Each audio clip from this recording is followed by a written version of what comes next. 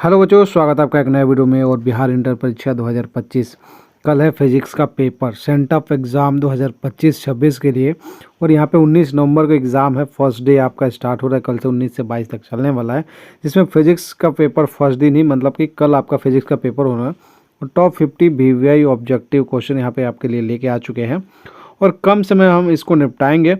और यही क्वेश्चन आपको देखने को मिलने वाले हैं एग्ज़ाम में, तो ये वीडियो ज़रूर देख के जाइएगा अगर कल आपका 12th का एग्ज़ाम है, सेंट ऑफ एग्ज़ाम। तो राइट, ओके, वही कल ही फिजिक्स है फर्स्ट डे।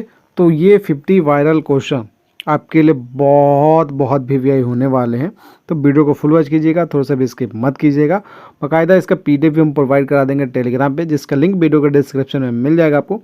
सो वहाँ पे भी आप लोग जुड़ जाइएगा। तो चलिए शुरू करते हैं। चलिए क्लास स्टार्ट करते हैं। उससे पहले सभी से रिक्वेस्ट है कि इस सेशन को ज़्यादा से ज़्यादा शेयर कर दीजिए, है ना, ताकि और बच्चे को भी इस वीडियो का लाभ मिल सके और पता लग सके कि मतलब, और जो भी कंटेंट आपको हम प्रोवाइड कराएंगे क्वालिटी कंटेंट पे बात करेंगे, है ना, कोई भी बेफालतू की बातें नहीं होंगी और कम से कम समय में इस क्वेश्चन को डिस्कशन करेंगे। तो सबसे पहला जो आपका क्वेश्चन होने वाला है, कूलम का नियम किससे संबंधित है।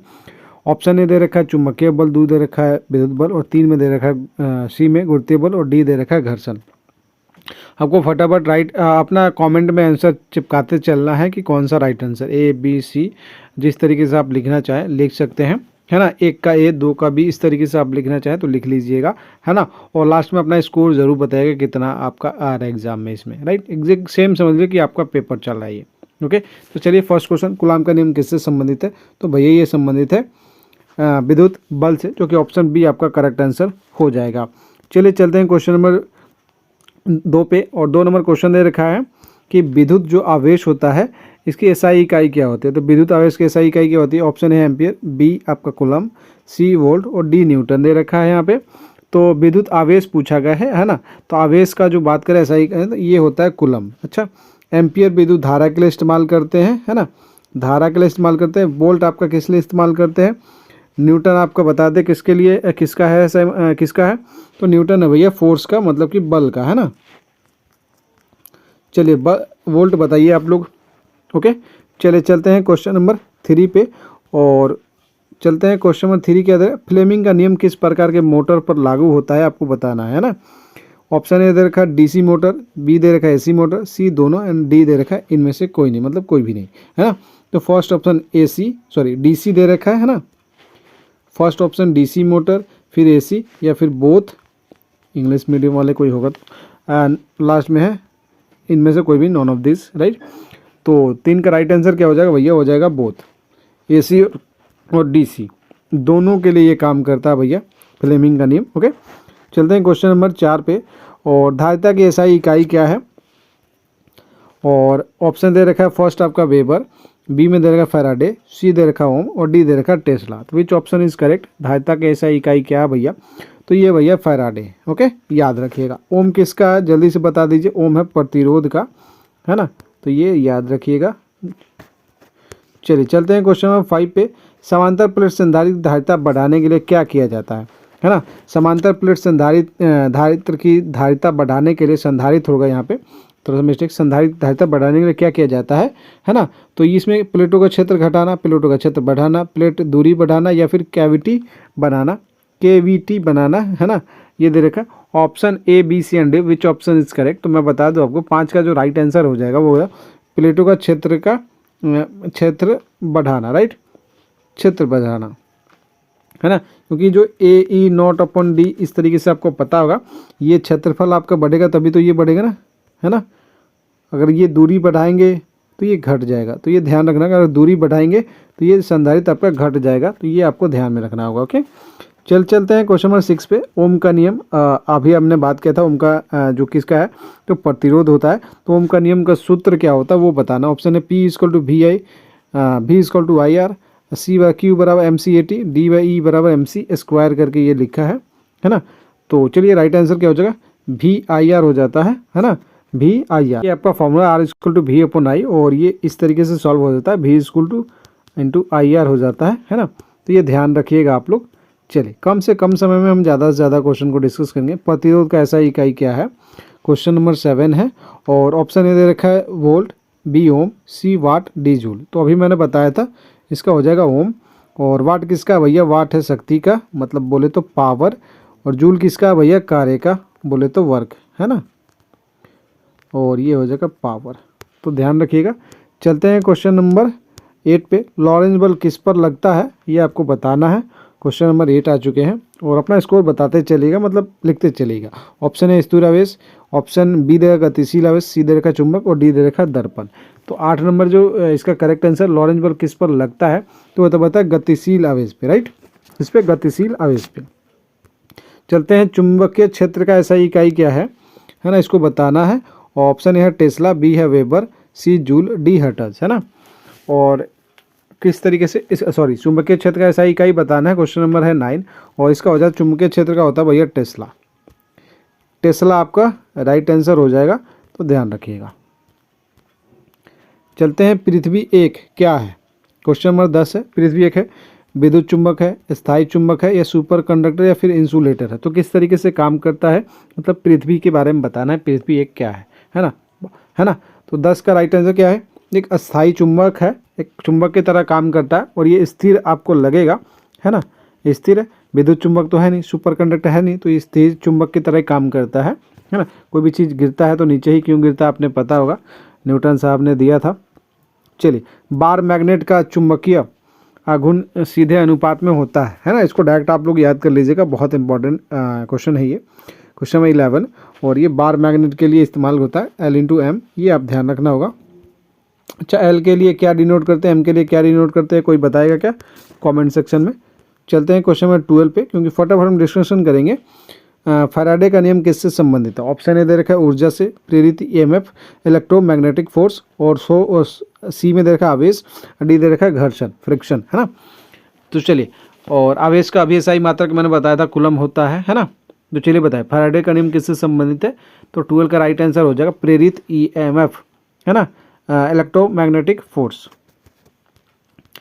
13 नंबर, लेंज का नियम किसका परिणाम है। बहुत इंपॉर्टेंट, बहुत VVI क्वेश्चन है ये, ध्यान रखिएगा इसको। ऊर्जा के संरक्षण का, बी दे रखा है द्रव्यमान के संरक्षण, सी संवेग के संरक्षण और डी दे रखा है ताप के संरक्षण का। तो बताइए क्या राइट आंसर हो जाएगा भैया इसका, है ना। तो जल्दी से बताया लेंज का नियम किसका परिणाम है। तो लेंज का नियम किसका परिणाम है, क्वेश्चन नंबर 13। और क्वेश्चन नंबर 13 का जो राइट आंसर हो जाएगा क्या हो जाएगा, ऊर्जा के संरक्षण का। तो ऑप्शन ए आपका करेक्ट आंसर हो जाएगा। चलते हैं AC की आवृत्ति भारत में कितनी है, ये आपको ध्यान देना होगा। बहुत इंपॉर्टेंट क्वेश्चन है, कई बार आ चुका है आपके एग्जाम में, VVI है। ऑप्शन ए दे रखा है 50 हर्ट्ज, बी दे रखा है 60 हर्ट्ज, सी दे रखा है 25 हर्ट्ज और डी दे रखा है 100 हर्ट्ज। तो मैं आपको बता दूं भारत में AC के लिए अल्टरनेटिंग करंट के लिए जो दे रखा है ना, और इसका जो राइट आंसर हो जाएगा वो हो जाएगा भैया आपका 50 हर्ट्ज। तो इसको ध्यान रखना है, बहुत इंपॉर्टेंट क्वेश्चन है। चलते हैं ट्रांसफर किस सिद्धांत पर काम करता है, ये भी बहुत VVI क्वेश्चन है यहाँ पे। ट्रांसफर किस सिद्धांत पर काम करता है। ऑप्शन है ओम के नियम, बी चुंबकीय प्रेरण, सी प्रकाश का परिवर्तन और न्यूटन का नियम, ऑप्शन डी। तो मैं आपको बता दूं 15 का जो राइट आंसर हो जाएगा वो हो जाएगा भैया चुंबकीय प्रेरण पे काम करता है। किस पे काम करता है, चुंबकीय प्रेरण पे। बहुत VVI क्वेश्चन है ये, जिसको VVI लगा दे रहा हूँ ना भैया उसको छोड़ना मत, ये बता दे रहे हैं। चलेंगे क्वेश्चन नंबर 16 पे, और बाकी कल पेपर हो जाने के बाद मैं पेपर का डिस्कशन भी करूंगा। रेडियो तरंगे किस क्षेत्र में उपयोग होती है।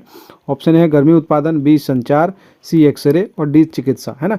गर्मी उत्पादन, संचार, एक्सरे, चिकित्सा। और जो बच्चे 10th वाले हैं, 10th के लिए भी हम साइंस का एक दिन पहले आपको कंप्लीट कराएंगे, है ना, तो ध्यान रखिएगा। तो रेडियो तरंगे किस क्षेत्र में उपयोग होती है, गर्मी उत्पादन, संचार, एक्सरे। तो ये भैया संचार के लिए इस्तेमाल होती है, जो कि ऑप्शन बी आपका करेक्ट आंसर हो जाएगा।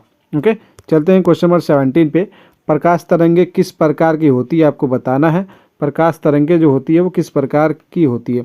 ऑप्शन में अनुदैर्ध्य, बी अनुप्रस्थ, सी यांत्रिक और डी है ध्वनि। तो भैया राइट आंसर हो जाएगा प्रकाश तरंगे जो होती है ना, प्रकाश जब भी पूछा गया तो प्रकाश अनुप्रस्थ है ना। और ध्वनि की बात करें, ध्वनि की बात करेगा तो ध्वनि भैया अनुदैर्ध्य है।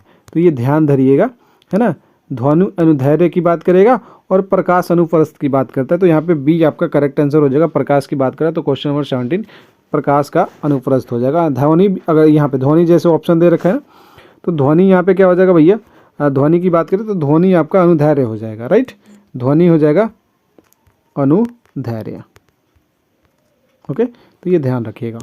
चलते हैं क्वेश्चन नंबर 18 पे, बड़ा इंपॉर्टेंट, इससे आपको सूत्र पूछे या ना पूछे, इससे आपको क्या पूछता है, बात कर ले। न्यूमेरिकल बेस बहुत इजी क्वेश्चन आपके बनने होंगे तो बन जाते हैं, या फिर ये सूत्र ध्यान रखिएगा, बहुत काम की चीज़ है भैया। 1/v मैं इसको अगर लिखना चाहूँ तो इस तरीके से लिख दूँ, ये लिखा 1/v minus 1/u equal to 1/f। इस तरीके से एक लिखा 1/v plus 1/u equal to 1/f।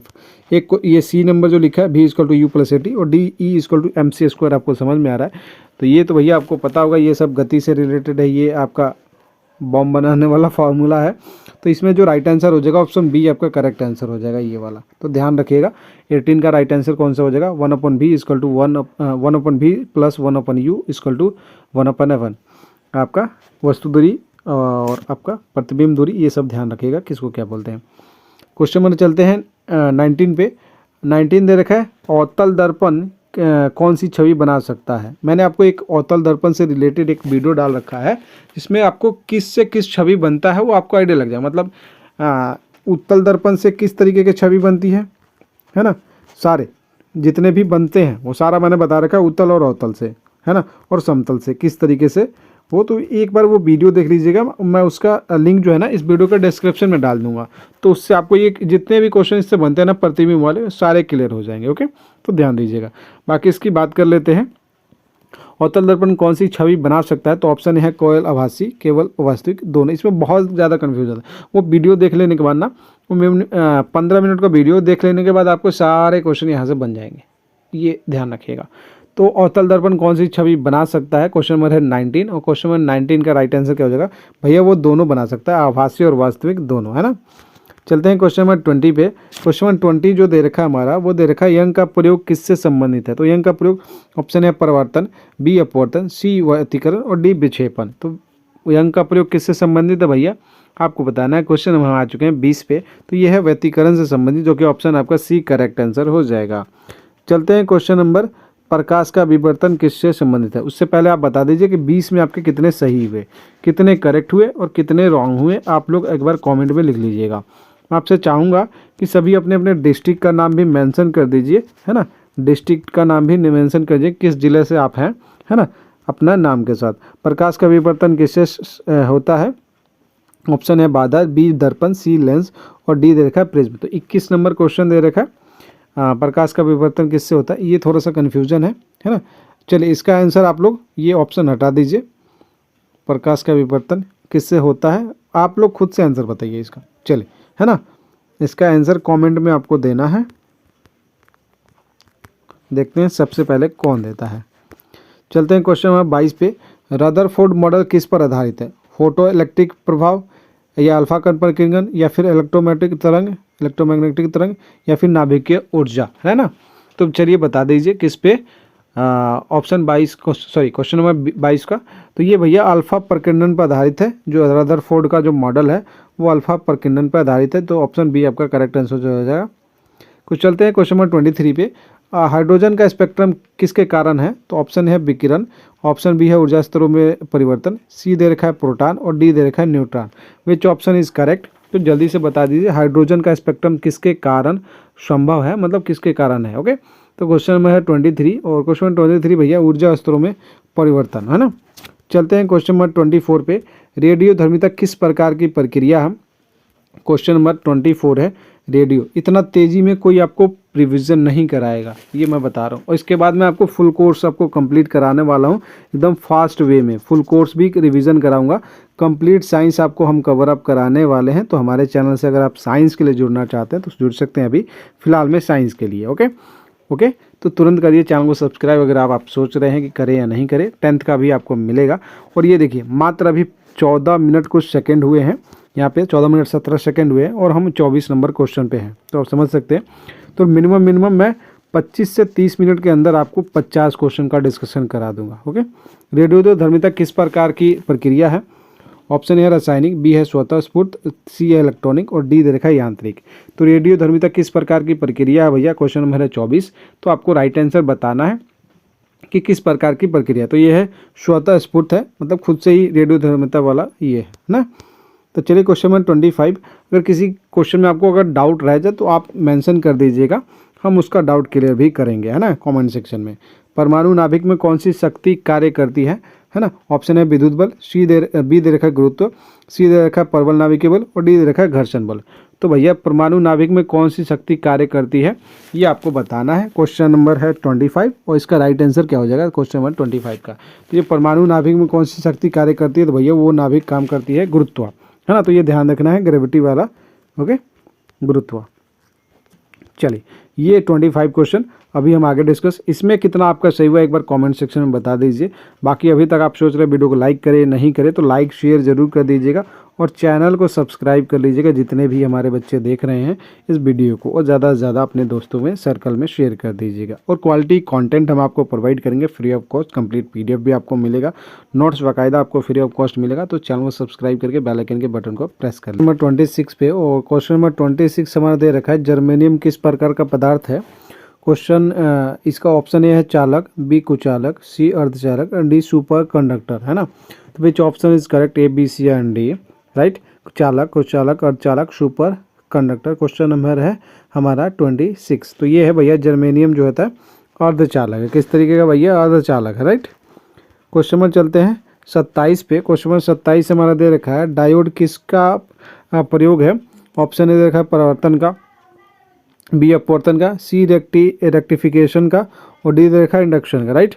तो डायोड किसका प्रयोग है, क्वेश्चन नंबर है 27। तो डायोड है भैया किसका, तो ये है भैया आपका रेक्टिफिकेशन का, राइट। चलिए ये आपको इंग्लिश में नाम दे रखा है इसलिए थोड़ा सा आपको कन्फ्यूजन होगा।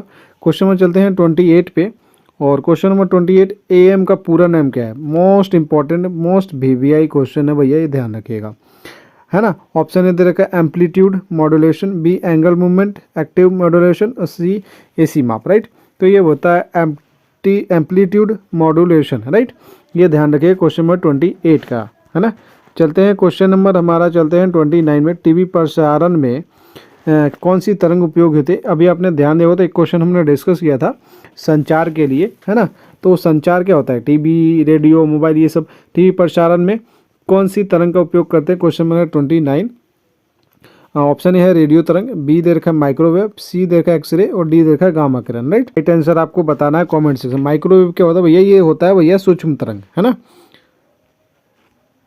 सूक्ष्म तरंग होता है, तो ये ध्यान रखिएगा, है ना। हिंदी में मैं लिख देता हूँ। अब आपको ऑप्शन बताना है करेक्ट कौन सा, ये आपको कमेंट बॉक्स में सबसे पहले कौन बताता है, राइट। चलते हैं क्वेश्चन नंबर 30 पे। किरचॉफ का नियम किस प्रकार के नियम को वर्णित करता है। ऑप्शन ए दे रखा है ऊर्जा संरक्षण, बी दे रखा है आपका आवेश संरक्षण, सी दे रखा है दोनों या डी दे रखा है इनमें से कोई नहीं। तो किरचॉफ का नियम किसके लिए जाना जाता है भैया, किस प्रकार के नियम को वर्णित करता है, ऊर्जा संरक्षण या आवेश संरक्षण या फिर दोनों। 30 का राइट आंसर क्या हो जाएगा भैया, दोनों, है ना। अब इसमें होता है प्रथम नियम और द्वितीय नियम। तो प्रथम नियम किस पे काम करता है वो बता दीजिए, है ना, और द्वितीय नियम किस पे काम करता है वो बता दीजिए, है ना। तभी ये एक ऊर्जा संरक्षण होता है, एक आवेश संरक्षण होता है। तो जल्दी से कमेंट सेक्शन में बता दीजिए। और ये भी VVI क्वेश्चन है, ये 3 क्वेश्चन इससे बनने, 1, 2 और ये 3, राइट। चलते हैं क्वेश्चन नंबर 31 पे। मैग्नेटिक फील्ड की इकाई क्या है ना। ऑप्शन ए देगा टेस्ला, बी वेबर, सी एम्पियर और डी ओम। तो ये देखिए मैग्नेटिक फील्ड पूछा है ना, तो एम्पियर तो होगा नहीं, विद्युत धारा होता है ना, ये विद्युत धारा का होता है, ये ओम प्रतिरोध का होता है, तो ये होना नहीं है, तो ये कट गया। अब टेस्ला है और वेबर है, तो आपको बताया था फ्लक्स का किसका होता है ना, चुंबकीय फ्लक्स वेबर। और मैग्नेटिक फील्ड क्या होगा, 31 नंबर क्वेश्चन है। मैग्नेटिक फील्ड आपका क्या हो जाएगा भैया, वो टेस्ला हो जाएगा। ये किसका है, चुंबकीय फ्लक्स का है, ध्यान रखिएगा, ओके। चलते हैं क्वेश्चन नंबर, ये डबल 31 हो गया भैया, है ना। चलिए कोई नहीं, डबल 30, अच्छा ये 32 है बाय मिस्टेक, ये 31 है और ये 32 मान लीजिए क्योंकि नीचे 33 लगा हुआ है, इसको आप 32 मान लीजिए, ओके। फ्लेमिंग का नियम किस प्रकार के संबंध को वर्णित करता है। ऑप्शन ए विद्युत धारा और मैग्नेटिक फील्ड, है ना, चुंबकीय फील्ड, चुंबकीय क्षेत्र है, विद्युत धारा और विद्युतीय क्षेत्र और दोनों, या फिर इनमें से कोई नहीं। तो फ्लेमिंग का नियम 31 नंबर क्वेश्चन नहीं, ये 32 नंबर है। और इसका आपको क्या होता है ना, इसका भी आंसर आपको कमेंट सेक्शन में देना है, देखते हैं कौन बताता है। ये 3-4 क्वेश्चन मैंने कमेंट सेक्शन में आपको करने के लिए दिया है और देखते हैं कौन करता है सबसे पहले। क्वेश्चन में आते हैं 33 पे, इलेक्ट्रोमैग्नेटिक इंडक्शन, है ना। किस प्रकार के नियम को वर्णित करता है? ऑप्शन ए देखा फैराडे, बी दे रखा लेंज, सी दोनों और डी में कोई नहीं। तो इलेक्ट्रोमैग्नेटिक इंडक्शन किस प्रकार के नियम को वर्णित करता है? क्वेश्चन नंबर है 33। ये हमारा वर्णित करता है किस नियम को? तो भैया ये दोनों को, फैराडे के नियम को भी और लेंज के नियम को भी वर्णित करता है। तो ये बोथ आपका राइट आंसर यहाँ पे हो जाने वाला है, तो ध्यान रखिएगा। चलते हैं क्वेश्चन नंबर, परमाणु ऊर्जा किस प्रकार के संबंध को वर्णित करता है? क्वेश्चन नंबर 34 है ना। ऑप्शन है ई बराबर एम सी स्क्वायर, ई बराबर एम भी स्क्वायर, ई बराबर एम जी एच, इनमें से कोई नहीं। तो मेरे ख्याल से आप बहुत ईजी क्वेश्चन है ना, आप कर लेंगे। E equal to M C square हो जाएगा क्या? क्वेश्चन नंबर है 34, E equal to M C square. चलते हैं क्वेश्चन नंबर 35 पे। और नाभिकीय अभिक्रिया किस प्रकार के संबंध को वर्णित करता है? नाभिकीय अभिक्रिया ऊर्जा संरक्षण, आवेश संरक्षण, या फिर दोनों, या फिर आपका इनमें से कोई नहीं। तो क्वेश्चन नंबर 35, तो ये दोनों को वर्णित करता भैया, नाभिकीय अभिक्रिया, ऊर्जा संरक्षण और आपका आवेश संरक्षण, दोनों को। तो ध्यान रखिएगा बोथ। चलते हैं क्वेश्चन नंबर 36 पे। क्वेश्चन नंबर 36 हमारा दे रखा है, रेडियो एक्टिविटी किस प्रकार के संबंध को वर्णित करता है? रेडियो एक्टिविटी किस प्रकार के संबंध को वर्णित करता है? ऑप्शन है अल्फा कण, बी दे रखा है बीटा कण, सी गामा और डी दे रखा है सभी। तो रेडियो एक्टिविटी जो है किस प्रकार के संबंध को वर्णित करता है? क्वेश्चन नंबर 36 और बताना है आपको राइट आंसर। तो ये भैया सभी, अल्फा बीटा गामा सभी प्रकार के संबंध को बताता है ना। तो ये ध्यान रखिए, डी आपका करेक्ट आंसर हो जाएगा। चलते हैं क्वेश्चन नंबर 37। क्वेश्चन नंबर 37 दे रखा है, फोटान की ऊर्जा है। ऑप्शन है E equal to H F, E equal to M C square, E equal to M P square, इनमें से कोई नहीं। तो ये आपका राइट आंसर क्या हो जाएगा भैया? ये ऑप्शन ए आपका करेक्ट आंसर हो जाएगा। चलते हैं क्वेश्चन नंबर 38 पे। क्वेश्चन नंबर 38 दे रखा है कि कॉम्पटन प्रभाव जो दे रखा है, कॉम्पटन प्रभाव किस प्रकार के संबंध को वर्णित करता है? ऑप्शन है फोटान और इलेक्ट्रॉन, बी दे रखा फोटान प्रोटॉन, सी दे रखा दोनों, डी में कोई नहीं। तो 38 नंबर क्वेश्चन क्या हो जाएगा भैया? फोटान और इलेक्ट्रॉन आपका राइट आंसर हो जाएगा, है ना। फोटान और इलेक्ट्रॉन आपका राइट आंसर हो जाएगा। ओके।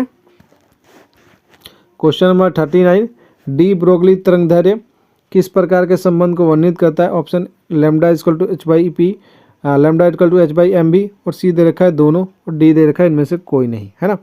तो जल्दी से डी ब्रोगली तरंगदैर्घ्य क्वेश्चन नंबर 39, और 39 का राइट आंसर हो जाएगा भैया, ये आपका lambda equal to H upon P होता है, और पी का मतलब क्या होता है? पी इक्वल टू द्रव्यमान गुण वेग, ये संवेग का होता है। तो पी संवेग है, मोमेंटम है ना।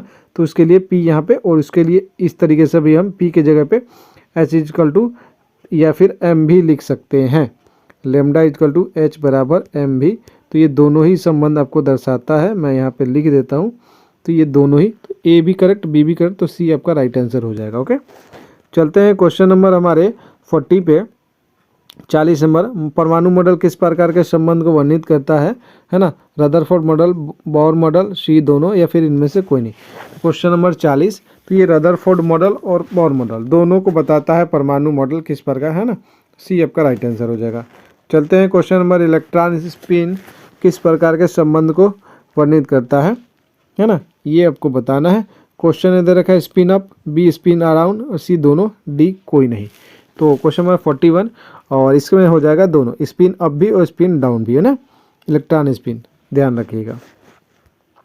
पाउली का अपवर्जन सिद्धांत मोस्ट इंपॉर्टेंट क्वेश्चन है, ध्यान रखिएगा, है ना, ध्यान रखिएगा। पाउली का अपवर्जन सिद्धांत किस प्रकार के संबंध को वर्णित करता है?